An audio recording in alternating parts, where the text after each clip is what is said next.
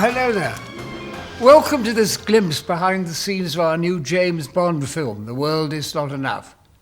You know, it's particularly appropriate that Express readers are the ones getting this exclusive access, because it was in the Daily Express nearly 40 years ago that I first saw James Bond, and I remember thinking, why on earth don't they make a film of it?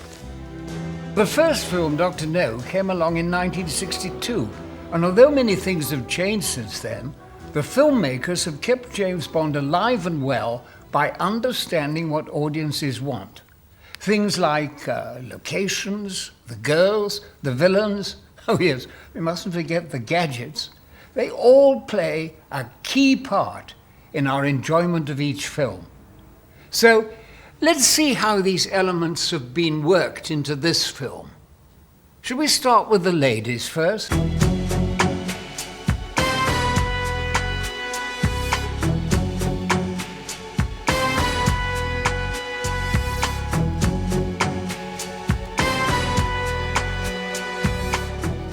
I'm playing Christmas Jones, and she's a nuclear weapons scientist who eventually becomes Bond's ally. Bond! I'm so excited. I mean, this is the 19th one, and to be a part of it, I'm really very lucky. And you know, to be a Bond girl is exciting, so I'm happy about it. Action!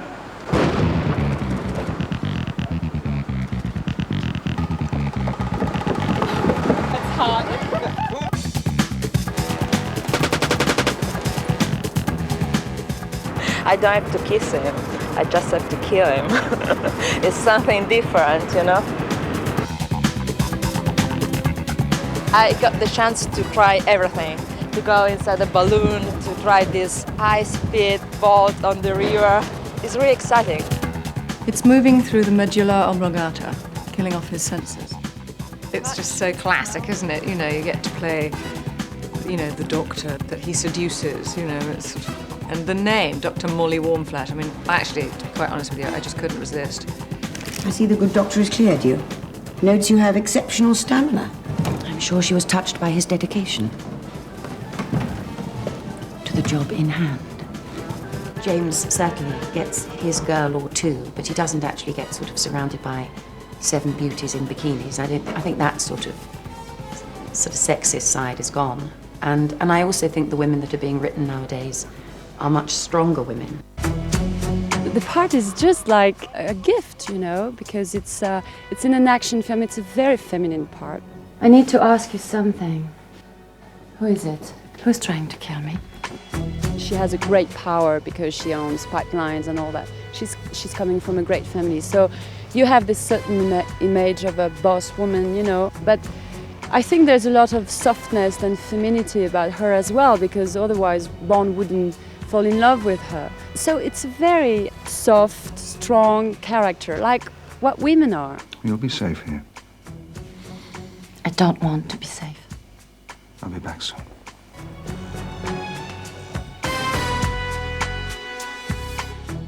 Of course, stuck as I am in Q Division, I don't get to meet the girls much, which is a great pity. But then, on the other hand, I don't have to face the villains either. Thank God for that. And in The World Is Not Enough, we have another classic baddie, played by Robert Carlyle. But he's not the only Scot we have. You'll meet a friend from a previous film, too.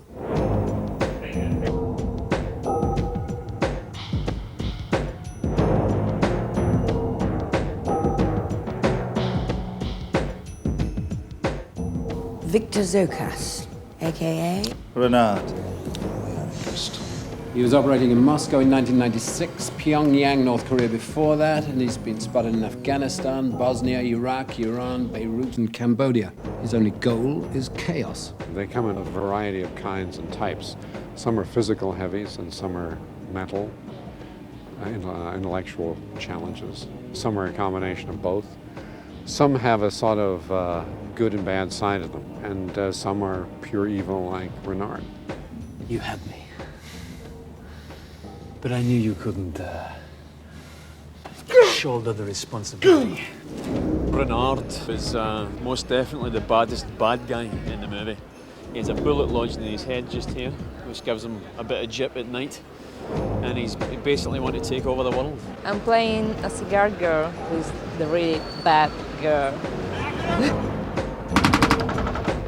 Playing the bad guy in the Bond, you start thinking about gimmicks and, you know, the pussycat and the Mr. Bond, come in, you know, and all that. So it's part of a great tradition. Who are you? And how did you get in? I'll call security. And congratulate them. Hey, drink? Can't you say hello like other people? I'm first discovered with a gorgeous girl in each knee spoon-feeding them caviar, which cost me a fortune. I think Zukowski's a lot of fun, and that's the key to him. He's a villain, but he's not all that evil. He's sort of someone who takes advantage when he can, and sort of rolls with the punches. He used to be with the KGB, and when things went bad, he's become a capitalist. Oi!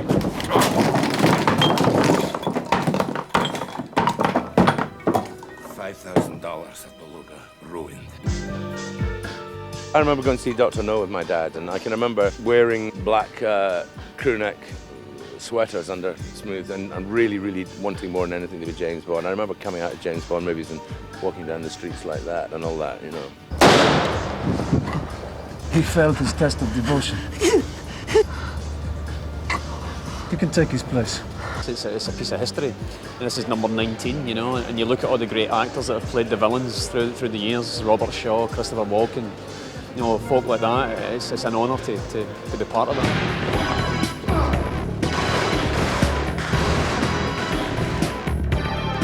I'll do it for nothing. Don't quote me on that, man. Now, we've been very lucky on this film to have Michael Apted as our director. He's made some most marvellous films, like Gorillas in the Mist. But he's also a respected documentary maker. After all, he started the 7-Up series of programmes. But even someone as experienced as he is, he's found it very hard work keeping on top of a film of this size. And the Bond films are huge, you know.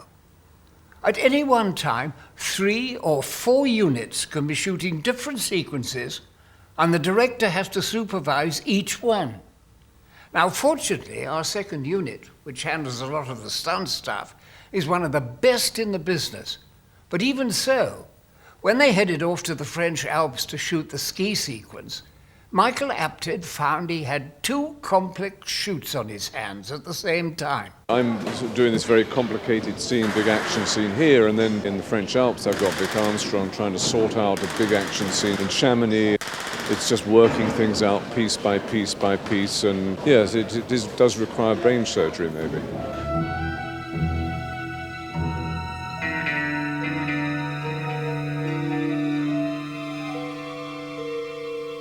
The problem with all Bond sequences, you feel you have to top the previous one.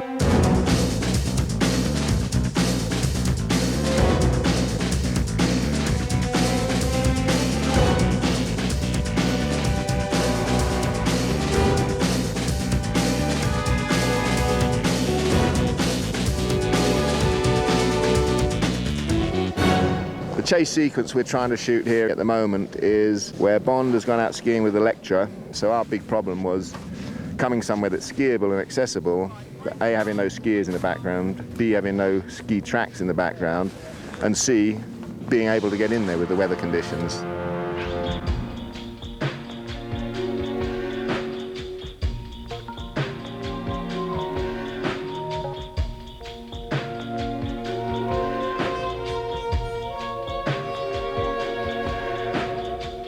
The road got blocked last night from the snow drifts and diesel froze on the machine, so he wasn't able to work, so it's going on this morning. That is correct, yeah, but I've had some crew standing here for nearly 2 hours now, and they're very, very cold and miserable. So as soon as I can get transport to get them up to the top, I will be very appreciative. It's pretty inaccessible, especially when it snows.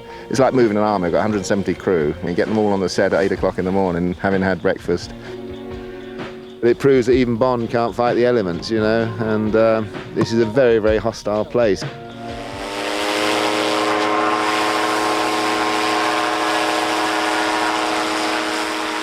Our main concern over here was actually getting these flying machines to fly. We toured America looking for these machines, found them, and then have adapted them so they're a lot faster, a lot more manoeuvrable, and also they look the part as well. They're a real Bond baddie machine.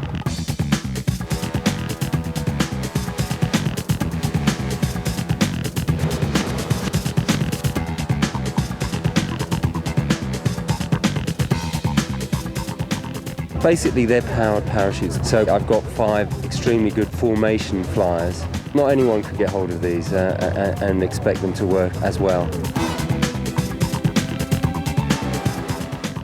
The rehearsals really have paid off, and we've learned a hell of a lot, and I think it's going to look fantastic. I've seen the dailies and it looks superb, so it's just really cool for everybody, and that's the fun part of it, you know, when it actually comes together. Like they say in the A-Team, I love it when a plan comes together. And after a chilly location like that, the filmmakers were glad to head south to a remote corner of Spain. But spare a thought for poor old Pierce Brosnan. Even though these are beautiful parts of the world, he doesn't often get a chance to sit back and enjoy them.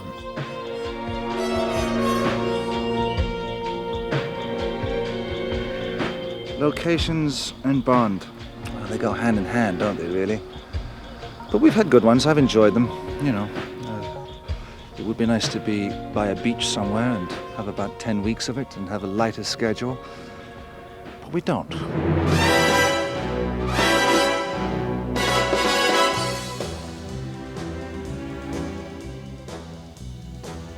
Right now we're somewhere in the mountains between Baku and Azerbaijan, and this is in Spain because there's nothing quite like this up in Azerbaijan. I was looking for something that had a slightly magical quality to it, you know, which is kind of hard to find, and we found this place here, you know, in Cuenca, in the middle of Spain, which has these magnificent kind of objects, these great kind of volcanic creations here.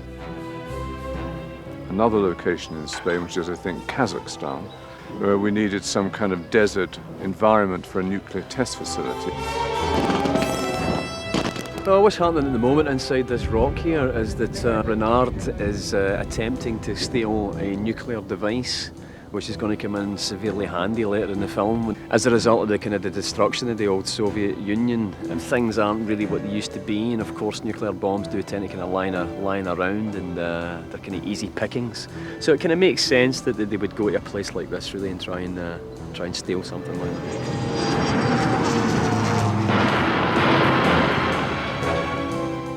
There's approximately 250 gallons of petrol and around about 15 kilos of gelignite. There's not much of the set left to have a second chance, so you've got to get it right first time. Yeah, although the flames only go out so far, the heat that radiates off of them goes like twice as far. All the explosions have been a little hotter than I thought. I know, sometimes they make me nervous, but it's been, I mean, they keep us very safe, but it's fun though, I love it.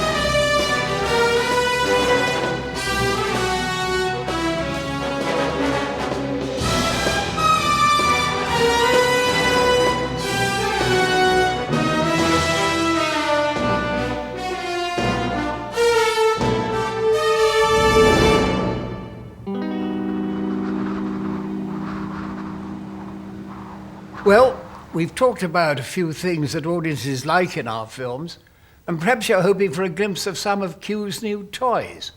Well, I don't want to give away too much, but you might have heard that at last I have an assistant. I'm delighted to say that John Cleese joins me in The World Is Not Enough. Not only because he's so good in the role, but also because now there's someone else to deal with all that blasted technical stuff. Well, I'm playing Q's deputy, because Desmond, who is doing his 17th Bond, which is magnificent, decided about 3 movies ago that he needed a deputy, and he's finally got his way. John, of course, is magnificently superb. And there's only 2 men in the world that make me laugh. John Cleese is one and Robin Williams is the other. A multitasking heads-up display and 6 beverage cup holders. all in all, rather stocked. Fully loaded is the expression, I think. I think. You're not here to think, you're here to do what I tell you. Oh, but of course. Now, why don't you get over there and demonstrate the code for 007? Everybody loves Q. Everybody waits for it. For me, he's like the Merlin. You know, he's the last person that Bond sees before he goes out on the mission. Now, pay attention, Bond. These are your tricks. Go forth, do the mission. Countermeasures. Titanium armor. I've always thought anybody who is seriously interested in technology has got something wrong with them, you know, something missing. It's somewhere in the emotional part of themselves. So I have terrible trouble with these lines today. As I was saying, the very latest in intercept and counter something. 166, take 3. Latest in intercept and what is it? Counter what? Gosh, what a relief to have someone else wrestling with all that complicated stuff. Well, time to go. On this occasion, anyway. We all enjoyed making The World Is Not Enough. I hope you enjoy watching it. Goodbye.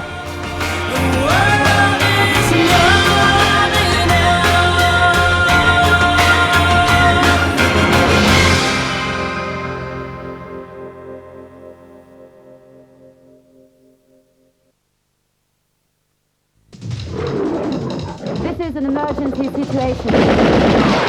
The world's most wanted terrorist has a new target. One pipeline to supply our reserves for the next century. He has everything to gain. By noon tomorrow, your time is up. And nothing to lose. So who in the world can stop him? Who are you? James Bond! James Bond! Can't you just say hello like a normal person?